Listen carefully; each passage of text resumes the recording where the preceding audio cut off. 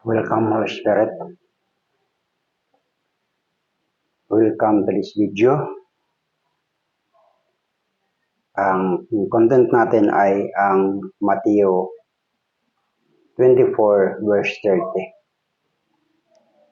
Dito ating makikita yung tatlong kulay ng katotohanan. So, maglalagay ako ng tatlong color code. Pula, itim, at saka asol. Ito yung tinatawag na una, at kung magkagayoy lilitaw ang tanda ng anak ng tao sa langit. At kung magkagayoy magsisitaghoy ang lahat ng mga angkan sa lupa. At makakita nila ang anak ng tao na napaparitong sumasa mga lapaap ng langit na may kapangyarihan at dakilang kaluwalhatian. So ang verse na ito ay may tatlong katotohanan. Yun ang dapat nating malaman at yun ang ibabahagi ko sa inyo kung ano ang unawa ng tatlong kaganapan na isinaad sa isang verse. So, bago po ako magpatuloy, kung kayo po hindi pa nakapag-subscribe sa aking channel, One Verse in Fact, please hit the notification bell and subscribe, like and comment upang atin pong bigyan ang mga bagay na gusto nyo linawin sa ating channel, sa topic na ito. So dito, ating makikita na kailangan ng wisdom, knowledge, understanding mula sa Holy Spirit. So kailangan natin na ang Holy Spirit ang magbigay sa atin ng, ang sabi ng salita dito ay, kung magkagayoy lilitaw ang tanda ng anak ng tao sa langit. So ating titingnan ko ano ang salitang ito at pang ating malaman. So, at kung magkagayoy lilitaw ang tanda ng anak ng tao sa langit. Ang bahagi ito ng Matthew 24 verse 30 ay kailangan natin ng wisdom, knowledge, and understanding na mula sa Holy Spirit upang maunawaan natin sapagkat ano ba ang tinutukoy dito? Ito ba ay literal na makikita ng lahat ng mata? Ang tandang ito na sinasabi ng anak ng tao sa langit? Unbeliever at believer ba?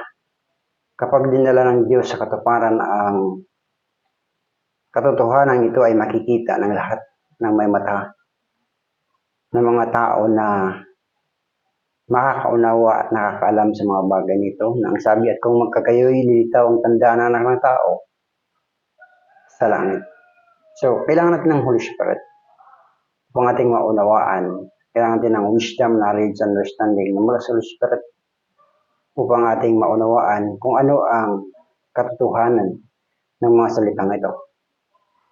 So dito ating alamin, literal ba o spiritual ang mga salitang ito? So yun ang ating alamin.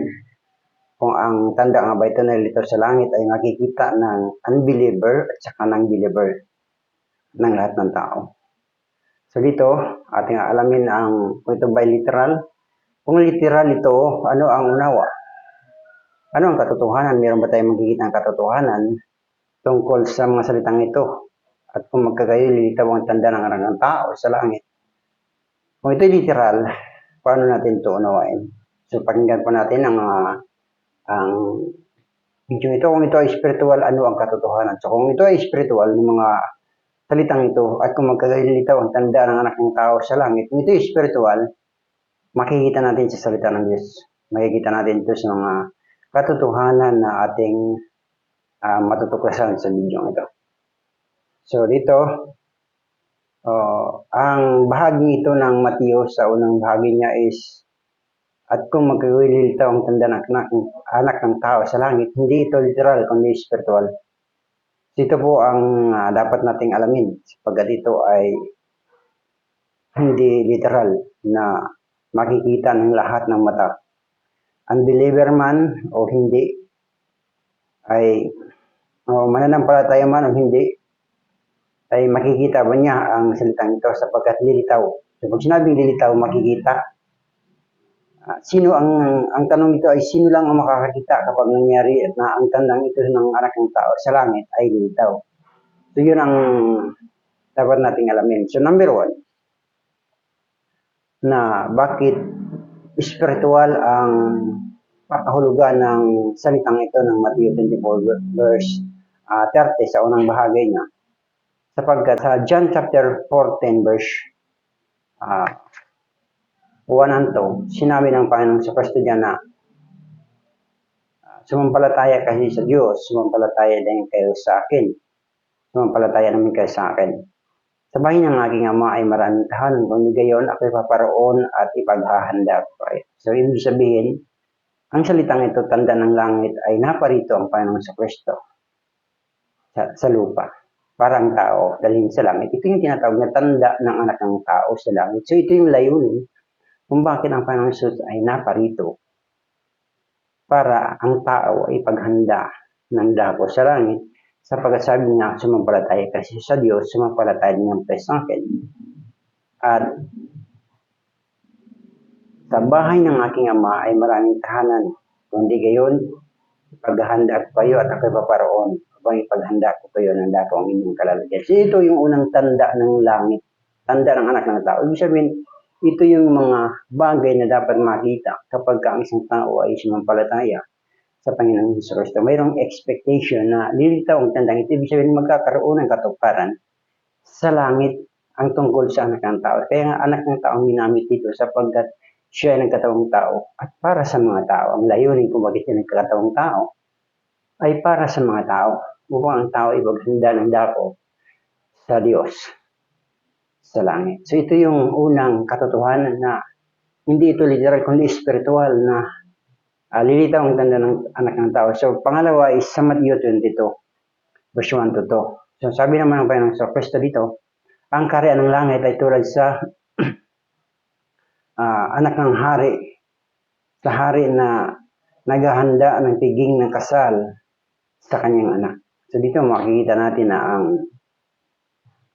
marriage of the Lamb ay hindi gaganapin dito sa lupa. Ang marriage of the Lamb o araw ng kasalan ay hindi gaganapin dito sa lupa kundi sa langit. Kaya iyan ang mga tanda na sinabi ng ating Panginoon sa Kristo sa Matthew 24 na kapag ito'y nangyari, mapalad ang may pagkaunawa sa mga bagay nito dahil maghahanda sila kung paano mapasama sa salitang ito. Nalilitaw ang tanda, ibig sabihin magkakaroon ng katuparan ito sa langit, hindi sa lupa.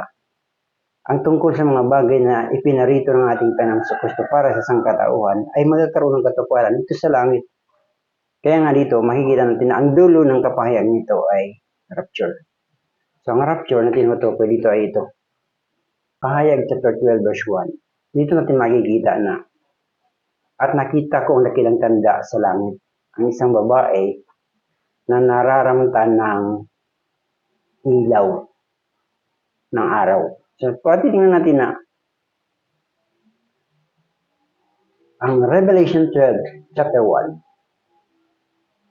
ito yung kapahayagan sa araw ng marriage of the Lamb. Ito yung araw ng kasal ng Kordero ng Diyos sa kanyang mapapangasawa.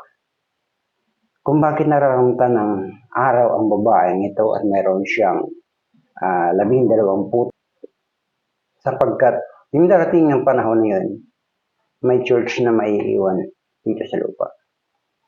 Habang ginaganap ang kasalan sa langit na ang tawag sa rapture, ipinakikita na ang pagtatagumpay na ito ng babaeng nararamtan ng araw, sapagkat kung titingnan natin ang Matthew 17,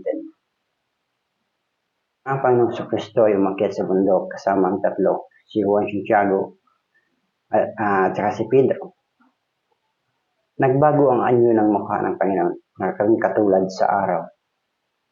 So, ang kanyang damit ay pumuting walang makakagaya sa mundong ito. Kaya nga dito pinakikita na ang pahayag o Revelation 12 verse 1 ang tungkol sa babae na sabi dito ayon sa pahayag ni Juan ay isang tanda sa langit. Nakita ko ang isang babaeng nararamtan ng araw. So, ibig sabihin, yun yung araw ng kasal. Kung paano ang mapapangsawa ng Kordero ng Diyos, ng anak ng hari, na ginanap sa langit ay ang rapture. At sa rapture na ito, ang kaganapan dito sa sinasaad sa Mateo 17 at saka sa Revelation 12 ay yung pag-iisa kung paano sinabi ni Pablo sa kanyang sulat na ang babae at lalaki kapag ka nagsama ay magiging isang katawan. So dito na makikita natin na bakit nagkaroon ng damit ng araw sapagkat naroon na yung balot pagkikipag-isa ng kanyang mapapangasawa sa kanyang asawang lalaki. Na kung paano ang asawang lalaki ay mayroong wangis ng araw at siya man din ang mapapangasawa ay magkakaroon ng wangis ng araw sapagkat ang asawa niya ay nasa wangis ang mukha ng araw ng kaluwalhatian ng Diyos, ng anak ng Diyos na buhay. Kaya dito makikita natin na ang layunin ng video na ito ay upang tayo ibukas sapagkat ang pinatutungkulan nito sa pahayag 12:12, ito po yung katotohanan. Ang sabi, mga gala kayo o mga tagalangit, at kayo na nga katira sa kanila. So dito makikita natin na ang rapture ay mangyayari. Ipinahayag ng ating Panginoon Kristo sa Mateo. Pagkatapos ng rapture ay ang tribulation. Sapagkat kung titingnan natin bakit mauuna ang rapture bago ang tribulation, sapagkat hindi kailangan pagdusahan ng kanyang asawa ang hirap, kundi ang lalaki ang nagdusa para sa kanyang asawa. Kaya kung titingnan natin yung love story ni Jacob sa dalawang babae, kay Leah at kay Raquel. Mahal niya si Raquel, pero sa unang niyang pinaglingkuran ay para kay Raquel, ngunit ang ibinigay ng kanyang naging biyanan ay si Leah. So, nag-serve siya ng 14 years para makuha niya yung kanyang mahal. So, makikita natin na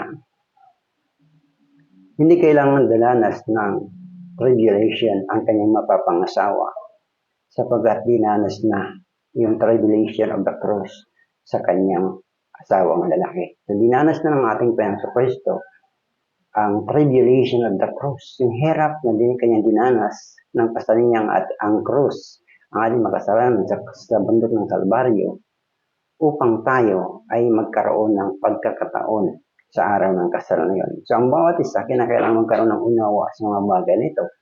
Dahil kung hindi natin mauunawaan ang maiiwan sa rapture, sila yung dadanas ng tribulation. So, dito ating makikita na nais ng Panginoon, nais ng Diyos na tayo ay bigyan ng unawa, ng karunungan, kaalaman na mula sa Holy Spirit upang ating maunawaan, maintindihan na ang mga bagay na ito ay tiyak na mangyayari sapagkat kung magkagayilitaw ang tanda ng anak ng tao sa langit. So ito yung tanda ng anak ng tao.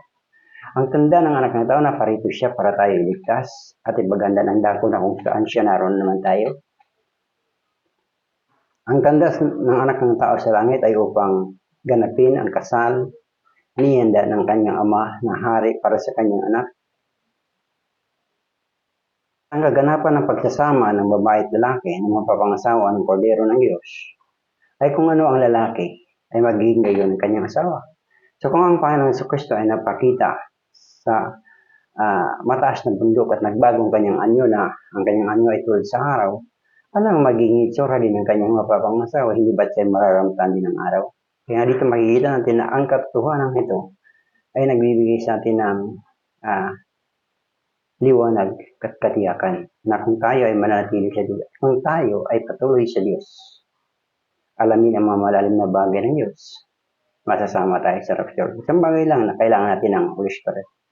Sapagkat ang Holy Spirit ang nagbibigay unawa, sapagkat siya ang nakakaalam maging malalim ng mga bagay ng Diyos. At kung wala sa atin ang Holy Spirit, mababaw lang ng mga bagay. Abot lang ang ating utak, abot lang ng ating pangunawa, yun ang ating maintindihan. Pero yung malalim, biyan, higit sa ating pangunawa, ang Holy Spirit ang may taglay dito.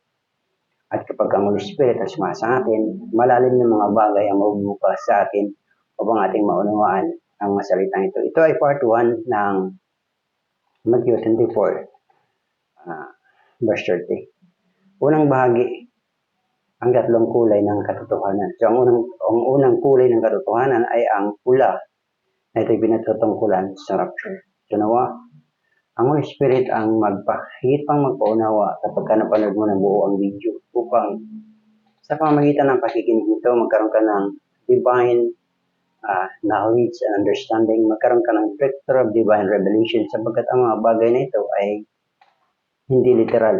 At kapag hindi literal ang ating pinag-uusapan, kundi mga spiritual na mga bagay, kailangan natin ang Holy Spirit. At salamat sa Holy Spirit na nagbigay sa atin ng unawa at kapahayagan sa mga bagay na ito upang ating maunawaan, maintindihan ang plano at tayuan ng Diyos sa ating mga buhay. Nawa ang bawat isa na makaunawa sa katotohanan ng video ito ay magkaroon ng pag-asa. At nawa ang Diyos ay magbigay sa iyo ng gutom at uhaw sa kanyang mga salita. Purihin ng Diyos, salamat sa Holy Spirit na nagbigay ng unawa at kapahayagan ng katotohanan sa mga salitang ito na ating pinagsaluhan sa mission video na ito. Sa Diyos ang papuri, at kung hindi ka pa nakapag-subscribe, kaibigan o kapatid, sa aking channel, please subscribe, One Verse and Back. Kung patuloy natin na maunawaan, pagsaluhan natin ang mga katotohanan na binigkalog ng Holy Spirit, ang tinapay ng buhay, ang salita ng Diyos, ay patuloy natin maranasan upang ipaghanda. Yun ang dako para sa ating dakilang araw sa kasal ng Kordero ng Diyos. Sa Diyos ang papuri, sa pangalan ng Jesus.